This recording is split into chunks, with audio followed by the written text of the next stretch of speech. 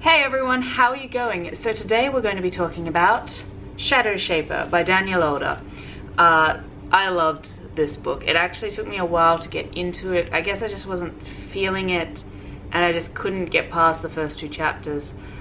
I think I'd built it up in my mind that it was going to be this big literary work of fiction because it was an award winner, and so just preemptively made myself nervous about it.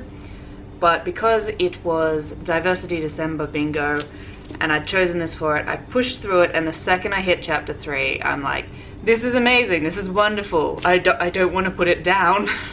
Shadowshaper follows Sierra, who's brought into this world of shadow shaping that it turns out her family's been part of, and she has to learn how to use her powers while also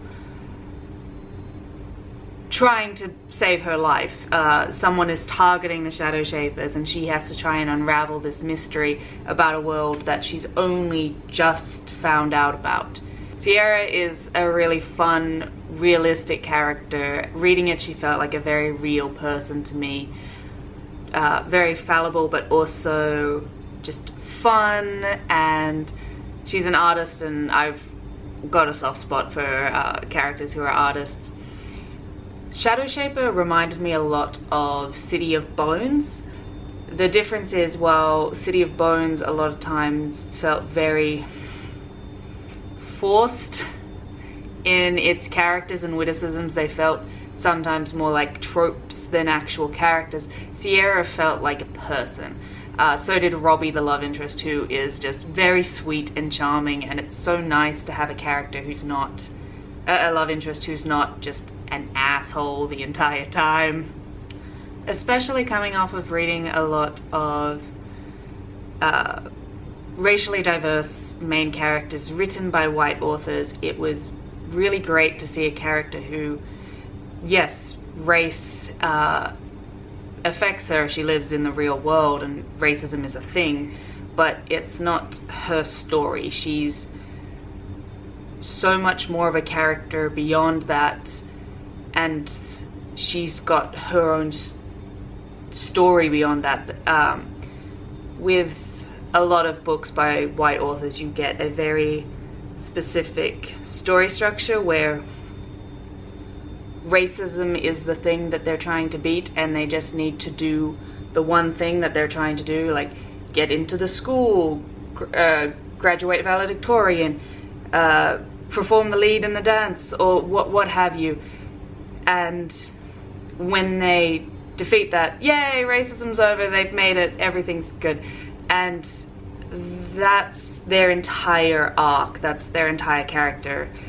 Whereas Sierra, again, I just can't emphasize how much she felt like a real person, and that's one of the reasons Own Voices is such an important category, because it feels real. You get to read about actual characters who feel like people, not just tropey stereotypes that fit one very particular way those races might be viewed. The magic system felt really unique. It wasn't something that I'd seen before. I'm not sure how much it's tied into the actual culture, and I'd be really interested to research that and find out, or if this is a completely new invention of the author. We'll let you know. But being able to transfer spirits into the art and have the art come alive was fantastic. This year I've been all about diverse magic systems. Ironcast, The Girl from Everywhere, unique, interesting magical systems that are defined by their own rules but just aren't something you've seen before. I don't really give books ratings, but if I did call this a 5 out of 5 or a 4.5 out of 5, it does blow, once you get into it, it does blow by very quickly. And while I did buy Robbie and Sierra's connection, like I said, Robbie's a sweetheart, the depth of that connection maybe felt a little insta-lovey to me. It's not that I didn't believe that they were a couple, it's that Well, it's part of the problem with any sort of genre where it's life or death. Emotions get very heightened, and suddenly relationships are so be all and end all because it's literal life or death. So you're always going to get that connection feeling very deep very quickly. But as I said, I do buy them as a couple. I thought there was some great chemistry between them. And so yeah, that's pretty much all I've got to say about it. If you liked City of Bones, give this a try. It's a very similar format, although a very different story.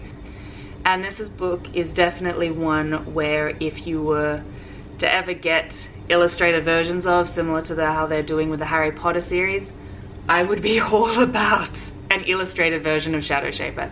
That would be amazing. In fact, I'm gonna go look up fan art of it right now. Alright everyone, see ya, bye.